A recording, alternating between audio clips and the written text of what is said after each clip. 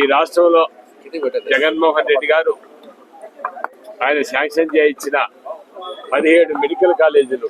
ఎందుకంటే ఈ భారతదేశ చరిత్రలోనే ఏ రాష్ట్రంలో జరగని విధంగా ఒక ఆయన కాలంలో 17 మెడికల్ కాలేజ్ శాంక్షన్ చేయడం, నిజంగా 17 మెడికల్ కాలేజ్ శాంక్షన్ చేసింది మాకు కూడా తెలియదు.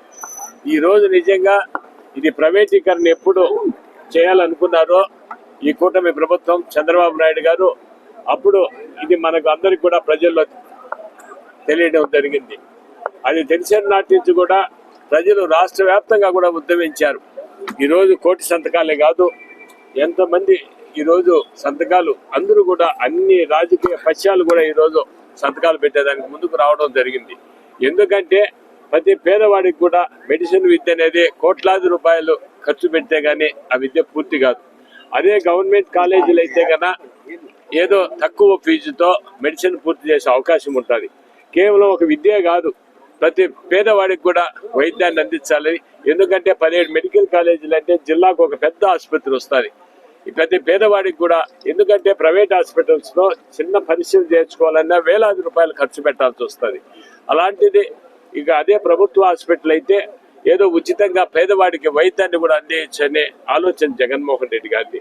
ఈ రోజు నిజంగా ఏ ప్రభుత్వం అయినా సరే ఒక మంచి కార్యక్రమం చేపట్టినప్పుడు, ఎందుకంటే ప్రజల ధనంతో ప్రజల డబ్బుతో కట్టిన కాలేజీలను, ఎందుకంటే ఆ ప్రభుత్వం అధికారం కోల్పోతే మళ్ళా వచ్చే ప్రభుత్వాలు అవి పూర్తి చేయాల్సిన బాధ్యత ఆ ప్రభుత్వాలపై ఉంటుంది. కానీ ఈరోజు దుర్మార్గంగా ఈరోజు ప్రజల డబ్బుతో నిర్మించిన కాలేజీలను వాళ్ళ బినామీలకు దారాదత్తం చేయాలనుకోవడం, ఈ కూటమి ప్రభుత్వం కావచ్చు చంద్రబాబు నాయుడు గారి బినామీలకు ఇవ్వాలనుకోవడం చాలా దుర్మార్గమైన చర్య.